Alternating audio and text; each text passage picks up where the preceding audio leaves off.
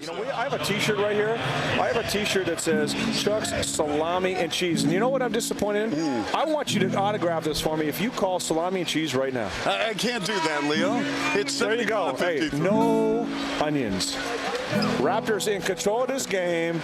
And in the words of Andrea Bergnani, no chipola. No chipola. No chipola. You know, it's interesting. I had a great appreciation for you as a broadcaster. I met you when I was 14 years old. I learned. Tell me about that. And, I mean, it's just onions, baby onions. I said, yeah. I said, we're going to be on the air in 30 seconds. Can you give me just 2 minutes of the game? And he goes, I'd love to. And he walked. You know how Bill was. I mean, once the mic was on, you never knew what he was going to say.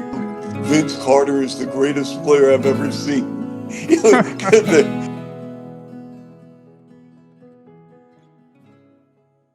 I want to start with coming to Toronto. You and Vince Carter showed up at the exact same time. I wanted to talk about how you got that job. Like, you went from calling college games to calling NBA games. Well, I learned that there was an opening, and my agent, Maury Gostafran, said, let's go for it. And so Maury reached out to the Raptors and Nelson Millman just to put the toe in the water, so to speak. And one thing led to the next. And I remember I drove in from Ann Arbor, where I was doing the University of Michigan. I was sports director at WJR in Detroit. And I drove in for an interview. And Nelson Millman was there. Doug Ackhurst was there. He was the GM at the time. And we had about 30 to 45-minute session. I pulled a U-turn, drove back to Michigan, felt good about the interview. They had me come back for a second interview.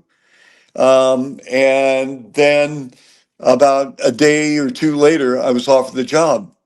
And so I returned to Toronto, and in the car, because I had known Jack Armstrong because I was in my previous life to Michigan.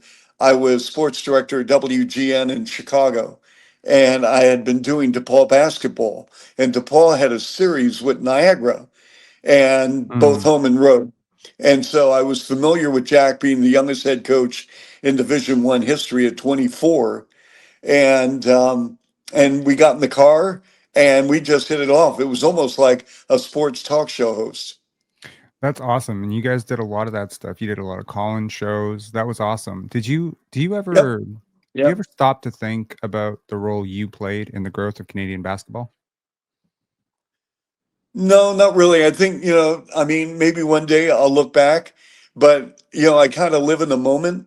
And that moment for 10 glorious years was not only, I kind of separate the two, although you have to combine, obviously, the two blended families of the Raptors and living in Canada, which I enjoyed.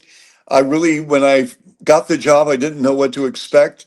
And it turned out to be 10 of the greatest years of my life. I loved living in Burlington. I didn't like the traffic on the QEW at times. It's gotten a lot worse.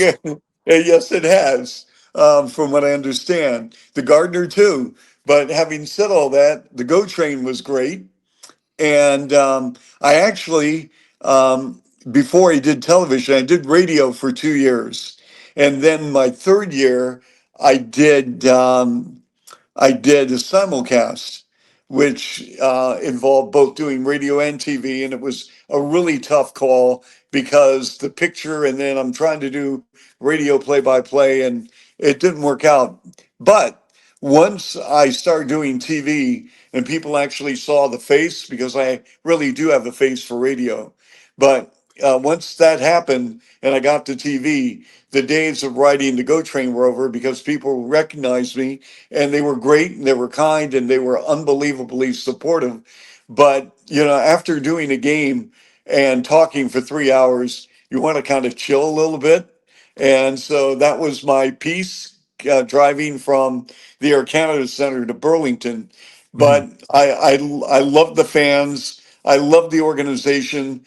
Richard Petty, Tom Anselmi were incredible human beings. Larry Tannenbaum, unbelievable owner. I mean, just a wonderful human being. I mean, I can't begin to tell you how much I've learned from Larry and Judy Tannenbaum by observing how they dealt with people. And it didn't matter whether it was a board member, whether it was somebody selling hot dogs or, maintenance at the Air Canada Center. They treated everyone like royalty. They didn't care what position you held. You were a human being and you deserved the respect and dignity of such. And it was a glorious time to be an employee at MLSE. It wasn't a business. It was almost like a mom and pop operation, even though it was a multi zillion dollar company. They Mm, still treated people as people. And I'm very, very fortunate that I was in that window with mm, Larry and Richard and Tom. mm. Yeah, Larry Tannenbaum is a legend, and I've had a chance to meet him, and I He echo your is a legend. sentiments. He is absolutely amazing. You did show up at the same time as a guy that some people consider to be the greatest athlete in Toronto sports history, or perhaps the greatest Raptor of all time, Vince Carter. How quickly did you know that you were about to witness something truly incredible? Or did you know before he even got there? Had you seen him with the Tar Heels and you just knew that the Raptors had one? Yeah, I mean, because as you mentioned, I came into the NBA the same year in 1998. And because I had done the University of Michigan and I had to really, I mean, I followed the NBA and I would go to Pistons games, but not on a nightly basis. And I was like 100% into college basketball, with the Big Ten with Michigan. And we had a very decorated non-conference schedule, University of Michigan, on national TV in the States almost every week.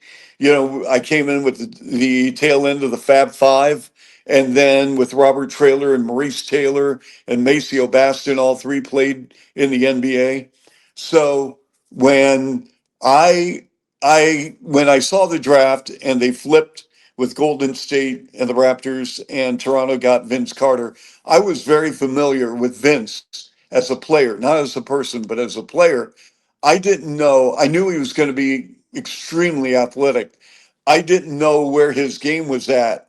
And I was pleasantly surprised because, the 3-point shot wasn't something that was diagrammed by coaches for set plays. I mean, if you took 12 to 15 threes a game, that was probably, a high at the time, with the exception of a couple teams. But Mm, Vince really, I mean, the moment he got on the floor in Boston and he was starting to dunk every single night. And I mean, it was a variety of dunks. It mm, was 360s. It was windmills. It was a hammer dunk. It was a two-handed reverse slam. And I mean, it was a show every night. And I mean, he was just going off on these players who had been in the league forever. So, I mean, it was really something. And then, with McGrady coming into his own in his second year, probably midway second year, that's the Tracy McGrady that really set the table for what we saw as an NBA player because he picked up where he left off in his third and final year with the Raptors. yeah, there's a lot of fans that are still kicking air right now thinking, what if, what Yep. if? Kobe Bryant's Abs- was on yep. record saying he was expecting to see this team in the finals at some point. So that would have been really amazing. 100%. Um, it's interesting. I had a great appreciation for you as a broadcaster. I met you when I was 14 years old. I became a fan of the basketball, like with the Knicks, the mid 90s, the Nets and the Yep. Knicks. I was in New York and New Jersey, but I didn't like start to obsess over basketball until I got to Toronto. And you were a huge part of that. So you may reflect Yeah. on this later in your life, but you made basketball games really enjoyable and sick, wicked, and nasty, and Yeah. get out the onions. And I mean, it's Get just, this one. Yeah. Onions. Onions, baby onions. oh my goodness. Wait, listen. There was a stretch. You probably remember this. In a week span, we were in Boston and Vince hit a game-winning shot right in front of the Boston bench. I And do remember that. then like 5 or 6 days later, McGrady on an inbounds in LA at Staples beat the Clippers. And I mean, McGrady on the inbounds to Vince, and Vince hit the game winning shot. And I'll never forget, I was doing radio, and Bill Walton, rest his soul, Bill Walton, who I knew, but we're in a commercial break, and he's coming off the floor. And I said, Bill. And he turns around and says, Chuck, that was an unbelievable game. And I said, yeah. I said, we're going to be on the air in 30 seconds. Can you give me just 2 minutes of the game? And he goes, I'd love to. And he walked. You know how Bill was. I mean, Yeah. once the mic was on, you never knew what he was going to say. And so, out of his mouth, Vince Carter is the greatest player I've ever seen.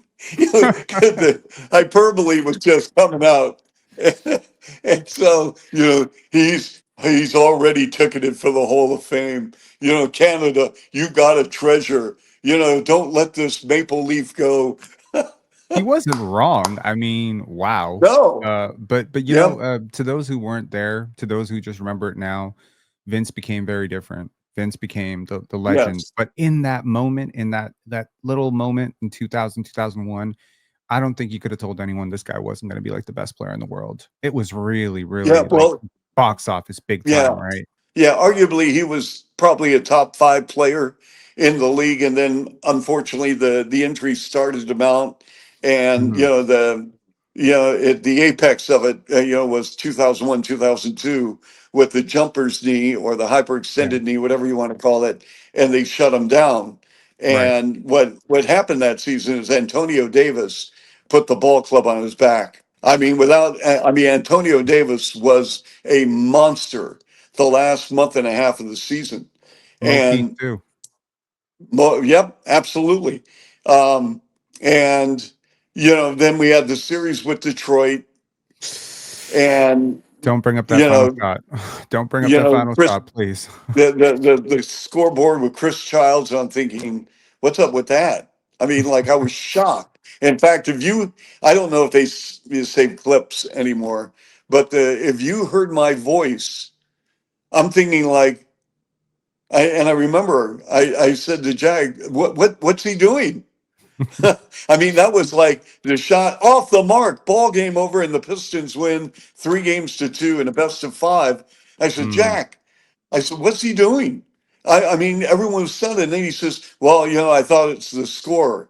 And I'm thinking, whoa, what the heck? Mm.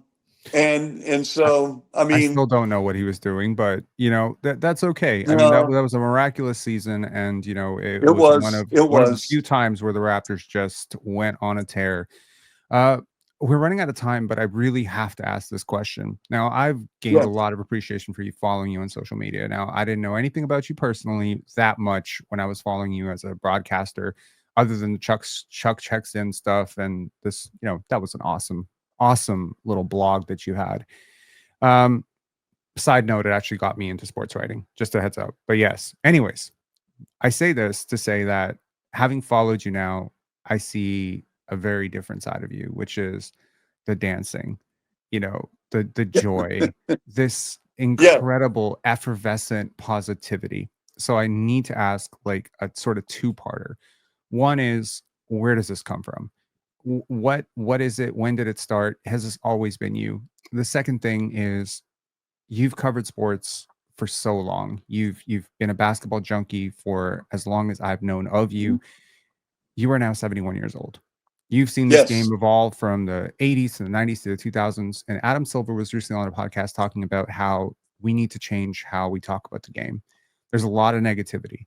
There's a lot of, yes, this guy betrayed this, and this guy's a choker, and this guy's, yeah, and what's missing is that sort of awe and wonder and childlike amazement of, did this guy just do what I think he did? These are yeah, gladiators. These are yeah, the most amazing, talented athletes in the world. And I think, to encapsulate this is not a Rob interview. This is a Chuck interview. So I apologize for being long-winded. But the thing that I most admired about how you called these games was that sense of joy and wonder and amazement and appreciation was always present.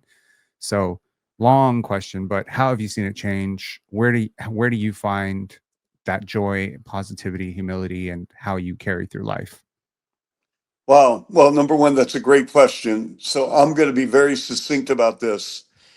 I think social media has changed a lot of the mindset of a young man and young lady who are playing professional sports, not only at the NBA level, NFL, Major League Baseball, hockey to a certain degree, but the culture is much different in hockey than the other sports, primarily because of the Canadian culture and how they are raised from day one about what it means to be a Canadian hockey player.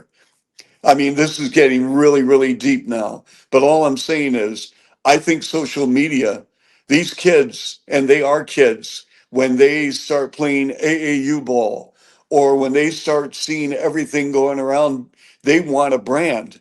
And what's happened now at the collegiate ranks in the NCAA, these players now, hey, good for them, they're getting paid, but they're technically free agents. They could play at Georgetown their freshman year, and all of a sudden, if they catch wind and they can have agents now that Kansas State or UCLA or Michigan or any other school says, hey, you know what? We've got an opening for a point guard and we've got $1.5 million on the table. Well, you think he's thinking about, wow, I love Georgetown. It's a great academic school, but they're paying me 300 grand, and I got Michigan paying $1.5. Or and again, I'm just tossing these numbers out, but all I'm saying is that it's changed. These kids have brands now, and they're doing a lot of stuff on social media. And again, this is the landscape. I'm not complaining about it, but what's that really has changed the mindset of the game, where now a lot of these players are thinking about themselves and not the team. Hmm. So, like as a kid, I grew up in the era where Bill Russell was in the twilight of his career. Wilt Chamberlain was still, very powerful, solid, unbelievable. Oscar Robertson. I mean, there were some great players in the mid 60s. And then all of a sudden you had the Pete Maravich era, and you had Elvin Hayes and Kareem Abdul-Jabbar. And I mean, there were some outstanding players. And then you had Bill Walton. Had Bill Walton not come down with the rash of injuries, he would have been mind boggling with the NBA for a sustained period of time. But unfortunately, he had like 2 or 3 good years. He won a championship with Portland, sixth man with Boston, and that great Celtics run of 85, 86. But I really think, you get kids on social media, players, and they're reading like after a bad game, and it just hurts their soul, their brain. They're concerned about somebody they've never met ripping them, and I'm thinking, why do you let this affect you? I mean, like Kevin Durant, very active on social media, and he charges that. I mean, he comes at fans who come after him, and that's his prerogative. But I'm thinking, KD, like you're going to go down as a top 10 player of all time. Like you have dominated this sport in an era. Why, what do you really care what somebody in a basement is writing about you? And I Hmm. think this is what's really happened, unfortunately, the game. I mean, the game will always have its peaks and valleys. Right now it's a 3-point league. One day it's gonna, they're gonna reel that in either through rules changes or court changes or whatever the case may be. And it'll get back, right, because let's face it, when I was a kid, again, no, there was the 3-point shot was in the old ABA. And they didn't have that in the NBA until the merger in the mid 70s. And even then, not a lot of people took threes. I don't And think anyone so, was yelling at Bill Russell for not hitting the over on points either, huh? no. I mean, if you put Bill Russell today on the floor as a 15, 16-year-old kid, I guarantee you they would have had Bill Russell taking elbow and wing threes. I Hmm. mean, it was, like, hey, you know what? We got to move you away from the basket. And Hmm. it really, I mean, Dirk Nowitzki really revolutionized this. And that's a big reason why I think Brian Colangelo selected Andrea Bargnani. I think he saw Andrea as a Dirk because it came Hmm. down to Dirk and it came down to, let's see, it came down to LaMarcus Aldridge and Andrea. And I mean, now hindsight's 50-50, but it did come down to those two. And the irony of it is, I'm convinced had Joakim Noah not gone back to Florida He would have been the to first win a pick. second straight NCAA, I think Brian Colangelo would have said, "I'm taking this kid with the first pick." He would have been a really good fit next to Bosch. Anyways, Chuck, thank you so much. I know you got a lot to do today. I appreciate Thank this you. so much, and good luck to the Chicago Bulls this year. I like that kid you got, Noah Stenge. Pretty interesting player. I hope he Yes. blossoms. And Yeah. Montes Gonzalez last year, you're gonna have a fun time. And thanks so much for making this game so fun for me as a kid. Yeah, Appreciate you. well, thank you. You're very kind to say that. And you know how much I love Toronto. You know how much I love Canada. And I mean this sincerely. I mean, let's put basketball aside. I love Canada and I love the people and I love their hearts. So thank you very much. That always came through. Thank you so much, Chuck. See ya. Bye. You can check out the socials posted below, where you can follow Chuck. Please do follow Chuck. If you are looking for a break from social media toxicity, if you are looking for a break from the hot takes and the betting stuff, please follow Chuck Swirsky on X. He didn't ask me to plug this. I'm plugging this of my own volition, largely because I think we could all use a little bit of positivity on our timeline.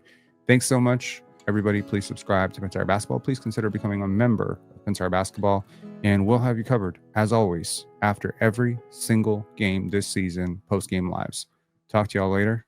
Peace.